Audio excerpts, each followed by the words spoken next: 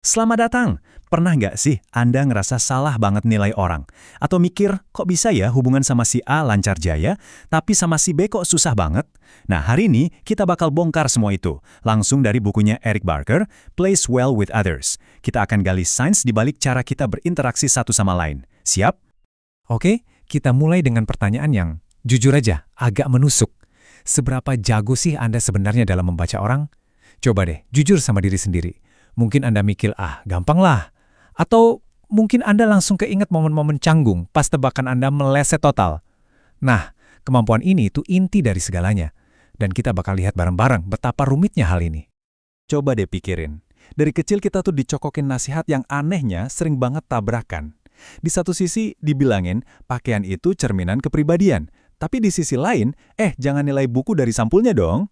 Terus ada lagi, katanya perbedaan itu menarik. Tapi kok ada juga pepatah yang sejenis pasti ngumpul bareng? Bingung kan?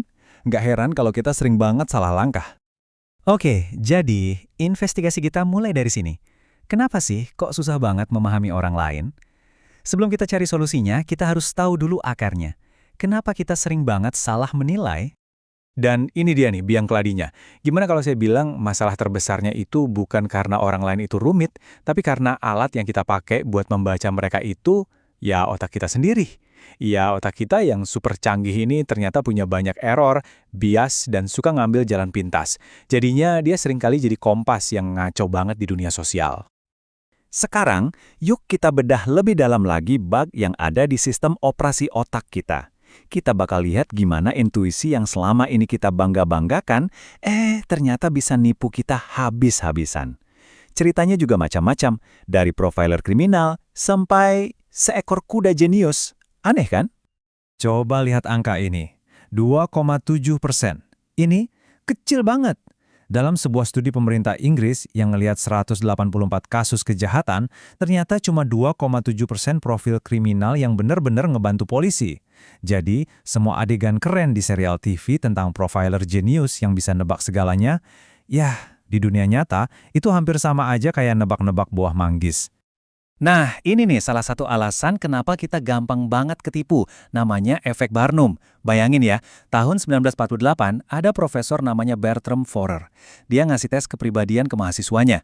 Seminggu kemudian dia kasih hasil analisis yang katanya unik buat tiap mahasiswa. Hasilnya, wah mereka semua bilang akurat banget, rata-rata ngasih nilai 4,3 dari 5. Tahu nggak rahasianya? Ternyata semua mahasiswa itu dapat profil yang sama persis, yang diambil dari konom zodiak di koran. Kena deh. Kalau menurut Anda cerita tadi udah aneh, tunggu dulu. Kita masuk ke salah satu kisah paling gila dalam sejarah sains. Kenalan yuk sama Clever Hans. Dia ini seekor kuda dari awal tahun 1900-an yang bikin heboh seluruh dunia. Kenapa? Karena katanya dia bisa ngerjain soal matematika. Iya, kuda ngerjain matematika. Dan ceritanya makin nggak masuk akal. Saking hebohnya, pemerintah Jerman sampai bikin komisi khusus buat investigasi. Hasilnya, nggak ada penipuan. Bahkan waktu pemiliknya nggak ada di situ, si Hans ini tetap bisa jawab soal. Bayangin, para ilmuwan paling pintar di zaman itu dibuat pusing 7 keliling sama seekor kuda. Dan ini dia twistnya. Jawabannya cerdas banget. Ternyata Hans itu nggak bisa matematika sama sekali. Dia jago banget baca orang. Dia cuma ngerespons tanda-tanda nonverbal yang super kecil dari orang yang nanya. Jadi pas dia dekat ke jawaban yang benar, orang-orang itu tanpa sadar jadi tegang, dan Hans bisa ngerasain itu. Ironis kan? Kuda ini ternyata jago banget baca manusia. Nah, fenomena ini yang sekarang kita kenal sebagai efek pengamat, dampaknya gede banget sampai mengubah cara kerja sains selamanya. Dan dari sinilah lahir studi double blind yang jadi standar emas penelitian sampai sekarang. Oke. Jadi kalau otak kita gampang ditipu dan intuisi nggak bisa diandelin, terus gimana dong? Nah, sekarang kita pindah dari masalah ke solusi. Udahan yuk nyoba-nyoba jadi pembaca pikiran. Mending kita cari tahu aturan main yang beneran buat bangun hubungan yang asli. Ini nih perubahan cara pikir yang penting banget. Hubungan sejati itu bukan soal nebak-nebak isi kepala orang, tapi soal membangun koneksi secara aktif. Caranya gimana? Lewat sesuatu yang disebut para peneliti sinyal mahal atau sinyal yang butuh pengorbanan. Maksudnya, tindakan-tindakan yang susah dipalsuin karena butuh biaya, bisa waktu, energi, atau bahkan resiko. Nah, kata para ahli, ada 2 sinyal yang paling ampuh. Yang pertama, waktu. Ini jelas kan? Waktu itu nggak bisa di-copy paste. 1 jam yang Anda kasih ke seseorang itu ya 1 jam yang hilang selamanya buat hal lain. Ini sumber daya yang paling berharga. Terus yang kedua, kerentanan. Maksudnya, berani nunjukin sisi lemah kita. Ini berisiko kan? Kita bisa aja dijudge atau ditolak. Tapi justru karena risiko itulah, kerentanan jadi sinyal kepercayaan yang luar biasa kuat.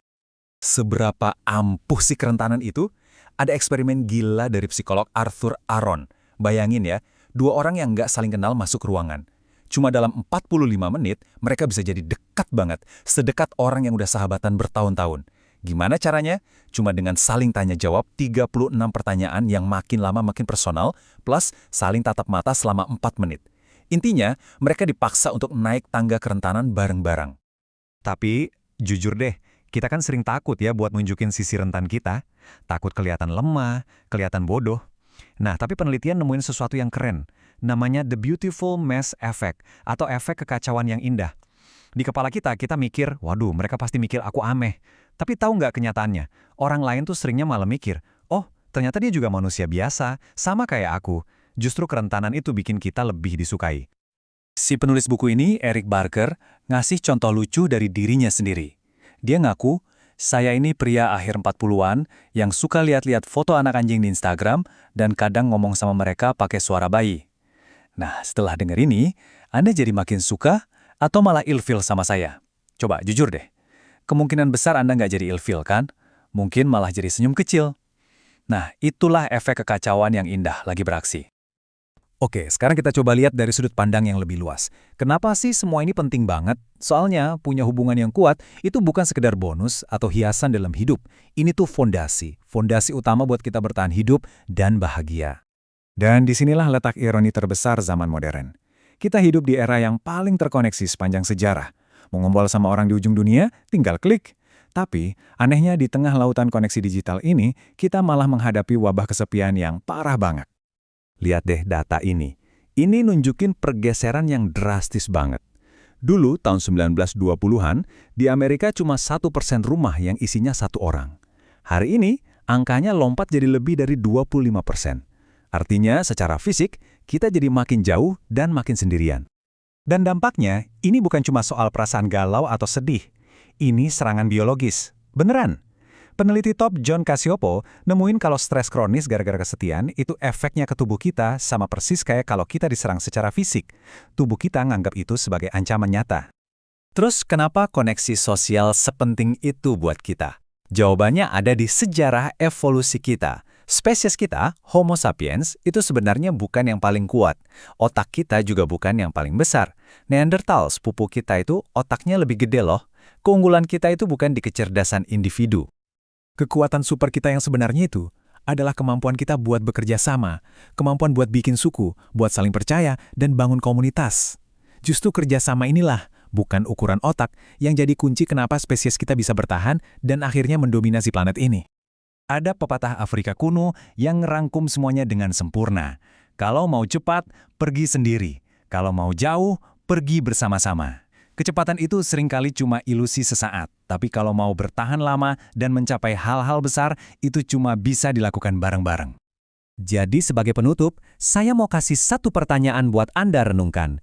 Kalau Anda lihat cerita hidup Anda, itu cerita tentang aku atau cerita tentang kita? Karena pilihan di antara 2 kata itu mungkin adalah pilihan yang menentukan segalanya. Terima kasih sudah menyimak.